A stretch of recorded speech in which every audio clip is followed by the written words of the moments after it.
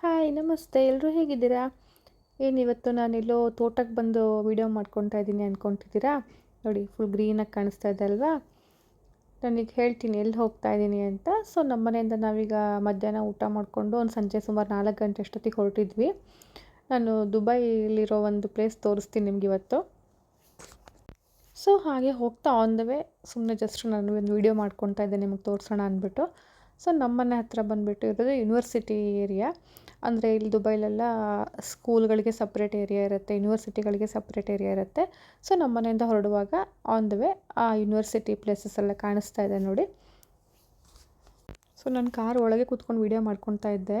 ಯಾಕಂದರೆ ಇಲ್ಲಿ ದುಬೈನಲ್ಲಿ ಎಲ್ಲಿ ಬೇಕಲ್ಲಿ ಪಬ್ಲಿಕ್ ಪ್ಲೇಸಸ್ ಎಲ್ಲ ಹಾಗೆಲ್ಲ ವೀಡಿಯೋ ಮಾಡೋಂಗೆಲ್ಲ ಅಲೋ ಮಾಡಲ್ಲ. ಸೊ ನಾನು ಕಾರಲ್ಲಿ ಹೋಗ್ತಾ ಹಾಗೆ ವೀಡಿಯೋ ಮಾಡ್ಕೊತಾ ಇದ್ದೆ. ನೋಡಿ ಈ ಬಿಲ್ಡಿಂಗ್ ಕಾಣ್ತಿದೆ ಅಲ್ವಾ, ಇದು ಲೈಬ್ರರಿ ಎಷ್ಟು ದೊಡ್ಡದಿದೆ ಅಂತ. ಸೊ ಈ ಏರಿಯಾದಲ್ಲಿರೋದು ಫುಲ್ ಅದು ಯೂನಿವರ್ಸಿಟಿ ಏರಿಯಾ ಅಂತ ಹೇಳಿದ್ರೆ ಯೂನಿವರ್ಸಿಟಿಗಳೇ ಜಾಸ್ತಿ ಇರೋದು ಈ ಏರಿಯಾದಲ್ಲಿ. ಸೊ ಸಿಟಿಯಿಂದ ಸ್ವಲ್ಪ ಹೊರಗಡೆ ಇರೋದಿದು. ಇದು ಶಾರ್ಜಾದಲ್ಲಿರೋದು. ಫ್ಲ್ಯಾಗ್ ಕಾಣಿಸ್ತಿದೆ ಅಲ್ವಾ, ಅದು ಯು ಎ ಇ ಫ್ಲ್ಯಾಗು. ರೀಸೆಂಟಾಗಿ ನವೆಂಬರ್ ಫಸ್ಟ್ ವೀಕಲ್ಲಿ U A E flag day ಆಗಿತ್ತು. ಸೊ ಅದಕ್ಕೆ ಆಲ್ಮೋಸ್ಟ್ ಎಲ್ಲ ಗೌರ್ಮೆಂಟ್ ಆಫೀಸಸ್ಸು, ಆಮೇಲೆ ಬಿಲ್ಡಿಂಗಲ್ಲಿ, ಆಮೇಲೆ ಈ ಥರ ಯೂನಿವರ್ಸಿಟಿ ಇದರಲ್ಲಿ ಸೊ ಕೆಲವೊಂದು ಅಪಾರ್ಟ್ಮೆಂಟ್ ಎಲ್ಲ ಕಡೆಗೂ ಫ್ಲ್ಯಾಗ್ ಡೇ ಆದವಾಗ ಈ ಥರ ಇವ್ರದ್ದು ಫ್ಲ್ಯಾಗ್ ಹಾಕ್ಕೊಳ್ತಾರೆ. ಸೊ ನಾವೀಗ ಎಲ್ಲಿಗೆ ಹೋಗ್ತಾ ಇದ್ದೀವಿ ಅಂತಂದರೆ, ನಾನು ಸ್ವಲ್ಪ ಗಿಡಗಳನ್ನು ಪರ್ಚೇಸ್ ಮಾಡಬೇಕಿತ್ತು. ಯು ಎ ಇನಲ್ಲಿ ಹೇಗೆ ಅಂತ ದುಬೈ ಅಂತ ಅಂದರೆ ಫಸ್ಟ್ ನೆನಪಾಗೋದು ಮರಳುಗಾಡು, ಮರುಭೂಮಿ, ಸಿಕ್ಕಾಪಟ್ಟೆ ಸೆಕೆ ಇರುತ್ತೆ, ಸಿಕ್ಕಾಪಟ್ಟೆ ಟೆಂಪ್ರೇಚರ್ ಇರುತ್ತೆ ಅಲ್ವಾ. ಸೊ ಆಲ್ಮೋಸ್ಟ್ ಒಂದು ನವೆಂಬರ್ ಮಂತಿಂದ ಇಲ್ಲಿ ಸ್ವಲ್ಪ ಸೆಕೆ ಕಡಿಮೆ ಆಗ್ತಾ ಬರುತ್ತೆ, ಚಳಿಗಾಲ ಶುರುವಾಗ್ತಾ ಬರುತ್ತೆ. ಸೊ ನವೆಂಬರ್ ಟು ಒಂದು ಮೇ ತನಕನೂ ಸ್ವಲ್ಪ ವೆದರ್ ಚೆನ್ನಾಗಿರುತ್ತೆ.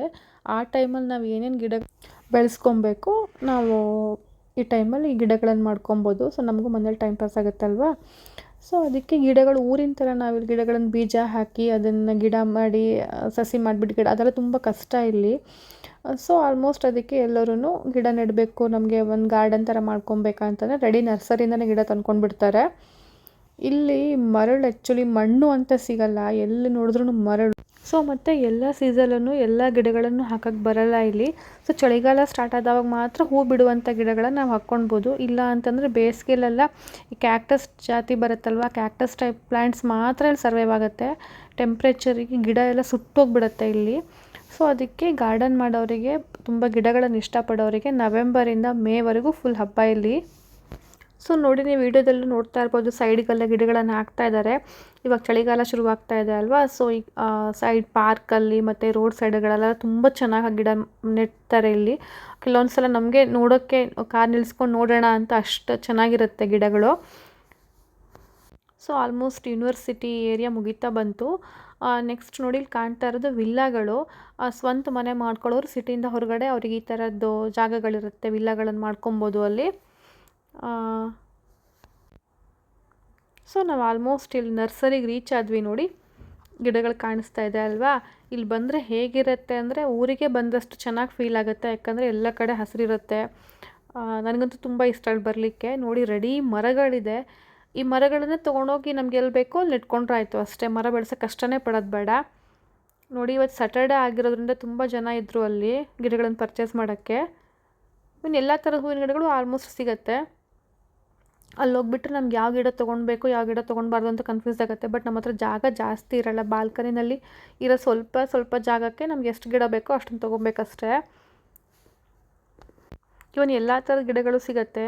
ಇವನ್ ಮಾವಿನ ಗಿಡ ಕೂಡ ರೆಡಿ ಮರ ಸಿಗುತ್ತೆ. ಜಸ್ಟ್ ಆ ಪಾಟನ್ನು ತೊಗೊಂಡೋಗಿ ಎತ್ತಿಟ್ಕೊಂಡು ನಮ್ಗೆ ಬೇಕಾದ ಜಾಗದಲ್ಲಿ ಇಟ್ಕೊಂಡ್ರೆ ಆಯಿತು. ನೋಡಿ ಎಷ್ಟೆಷ್ಟು ದೊಡ್ಡ ದಾಸವಾಳ ಗಿಡ ಕೂಡ ಎಷ್ಟು ಮರದ ಥರ ಆಗಿದೆ, ಬೆಳೆಸ್ಕೊಂಡಿದ್ದಾರೆ ಅಂತ. ಸೊ ಗಿಡ ಬೆಳೆಸೋಕ್ಕೆ ಜಾಸ್ತಿ ಪರಿಶ್ರಮನೇ ಪಡೋದು ಬೇಡ. ರೆಡಿ ಗಿಡ ತೊಗೊಂಡೋಗಿ ಇಟ್ಕೊಂಡು ಬಿಟ್ರೆ ಆಯ್ತು ಅಷ್ಟೇ.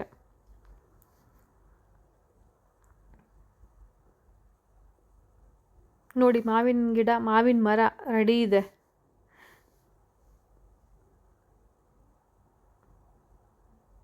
ಇವನ್ ಖರ್ಜೂರದ ಮರಗಳು ಕೂಡ ಇಲ್ಲಿ ರೆಡಿ ಸಿಗುತ್ತೆ. ಡೇಟ್ಸ್ ಟ್ರೀ ಅಂತ ಹೇಳ್ತಾರಲ್ವ, ಆ ಮರ ಕೂಡ ರೆಡಿ ಇರುತ್ತೆ. ಜಸ್ಟ್ ರೆಡಿ ಇರೋದನ್ನು ಪಾಟ್ ಸಮೇತ ಇಟ್ಟಿರ್ತಾರೆ. ನಾವು ತೊಗೊಂಡೋಗಿ ಎಲ್ಲಿ ಬೇಕೋ ಅಲ್ಲಿ ನೆಟ್ಕೊಂಡ್ರೆ ಆಯಿತು.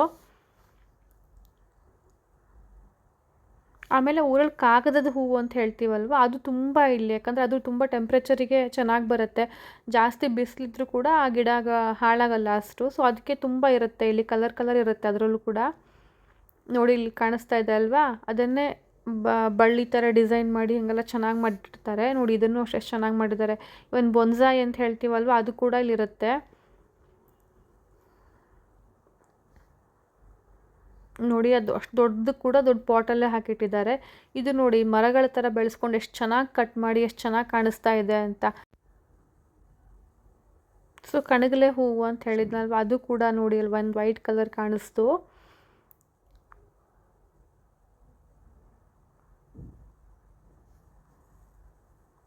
ಸೊ ಇಲ್ಲಿ ನೋಡಿ ಎಷ್ಟು ಕಲರ್ಫುಲ್ ಕಾಣಿಸ್ತಿದೆ. ನಾನು ಮಾವಿನ ಮರ ಅಂತ ಹೇಳಿದ್ನಲ್ವ, ಮಾವಿನ ಕಾಯಿ ಕೂಡ ಬಿಟ್ಟಿದೆ, ತೊಗೊಂಡೋಗಿ ಮನೇಲಿ ಇಟ್ಕೊಂಡ್ರಾಯ್ತು ಅಷ್ಟೇ. ಇದು ಕಾಗದದ ಹೂವು ಅಂತ ಹೇಳಿದ್ನಲ್ವ, ನೋಡಿ ಎಷ್ಟು ಕಲರ್ಫುಲ್ಲಾಗಿ ಕಾಣಿಸ್ತಾ ಇದೆ. ತುಂಬ ವೆರೈಟಿ ಕಲರ್ ಸಿಗುತ್ತೆ. ಸೊ ನಾನು ಇಲ್ಲೂ ಕೂಡ ಕಾರಲ್ಲೇ ಕೂತ್ಕೊಂಡು ವೀಡಿಯೋ ಮಾಡ್ತಾಯಿದ್ದೆ.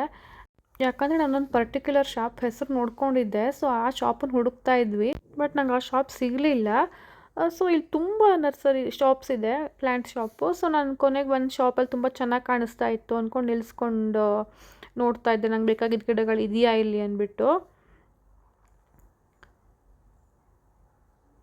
ಸೊ ನೋಡಿ ಊರಲ್ಲಿ ಗದ್ದೆ ಸೈಡಲ್ಲಿ ಆ ಕಡೆ ತೋಟದ ಕಡೆಗೆಲ್ಲ ಹುಲ್ಲೆಲ್ಲ ಇರುತ್ತಲ್ವ, ಅದನ್ನು ಕೂಡ ಪಾಟಲ್ಲಿ ಬೆಳೆಸಿದ್ದಾರೆ ಇಲ್ಲಿ. ಆಮೇಲೆ ಶಂಖಪುಷ್ಪ, ಕಾಬಾಳೆ ಅಂತ ಹೇಳ್ತೀವಿ, ಅದು ಕೂಡ. ಸೊ ನಾನಿಲ್ಲಿ ಬಂದು ದಾಸವಾಳ ಗಿಡ ತೊಗೊಂಡೆ, 2 ದಾಸವಾಳ ಗಿಡ ತೊಗೊಂಡೆ. ಮತ್ತು ಇದಕ್ಕೆ ಪೆಟುನಿಯಾ ಫ್ಲವರ್ಸ್ ಅಂತ ಹೇಳ್ತಾರೆ, ಇದಂತೂ ತುಂಬ ಚೆನ್ನಾಗಿರುತ್ತೆ. ಸೊ ಆ ಶಾಪಲ್ಲಿ ಅದೆಷ್ಟು ತೊಗೊಂಡು ಮತ್ತೆ ನಾನು ವಾಪಸ್ ಹೊರಟೆ. ನಾನು ಹೇಳಿದ್ನಲ್ವ ಮತ್ತೊಂದು ಪರ್ಟಿಕ್ಯುಲರ್ ಶಾಪ್ ನೋಡ್ಕೊಂಡಿದ್ದೆ, ಅದು ಹುಡುಕ್ತಾ ಇದ್ವಿ ಅಂದ್ಬಿಟ್ಟು. ಸೊ ನೋಡಿ ಆ ಮರ ಎಷ್ಟು ಚೆನ್ನಾಗಿದೆ ಅಂತ. ಸೊ ಪೆಟುನಿಯಾ ಅಂತ, ಅದು ಚಳಿಗಾಲದಲ್ಲಿ ತುಂಬ ಚೆನ್ನಾಗಾಗುತ್ತೆ. ಅದಕ್ಕೆ ಜಾಸ್ತಿ ಬಿಸಿಲು ಬೇಡ. ಸೊ ಚಳಿಗಾಲದಲ್ಲಿ ಬಿಸಿಲು ಕಡಿಮೆ ಇರುತ್ತಲ್ವ, ಆ ಥರ ಗಿಡಗಳನ್ನು ನಾವು ಬೆಳೆಸ್ಕೊಂಡ್ರೆ ಚೆನ್ನಾಗಿ ಒಂದು 3-4 ಮಂತ್ಸ್ ಇರುತ್ತೆ. ಆಮೇಲೆ ಮತ್ತೆ ಬೇಸಿಗೆಗಾಲ ಶುರುವಾಗಿಬಿಟ್ರೆ ಮತ್ತೆ ಗಿಡಗಳು ಒಣಗುತ್ತೆ. ಎಷ್ಟು ನೀರು ಹಾಕಿದ್ರೂ ಅದು ಬದುಕಲ್ಲ, ಎಲೆಗಳೇ ಸುಟ್ಟೋಗ್ಬಿಡುತ್ತೆ. ಇಲ್ಲಿ ನೋಡಿ ಕಿತ್ತಲೆ ಗಿಡ ರೆಡಿ ಇದೆ. ಇದು ಒಂದು ಜಾತಿಯ ಕಿತ್ತಲೆ, ಇದಕ್ಕೇನೋ ಬೇರೆ ಹೆಸರು ಹೇಳಿದ್ರು ನನಗೆ ಮರ್ತೋಯ್ತು. ಇದು ತುಂಬ ಹುಳಿ ಇರುತ್ತೆ. ಇದು ಕೂಡ ಪಾಟಲ್ ರೆಡಿ ಇದೆ. ಇದು ನೋಡಿ ಕಾಗದದ ಹೂವು, ಅದೇ ತುಂಬ ಅಟ್ರಾಕ್ಷನ್ ಇಲ್ಲಿ, ನೋಡೋಕೆ ತುಂಬ ಚೆನ್ನಾಗಿರುತ್ತೆ ಇದು.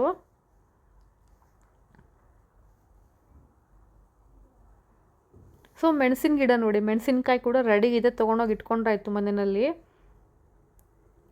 ಸೊ ನಾನು ಒಂದು ಒಳಗಡೆ ಶಾಪ್ ಒಳಗಡೆ ಹೋಗ್ತಾ ಇದ್ದೆ ನಿಮಗೆ ತೋರಿಸೋಣ ಅಂತ.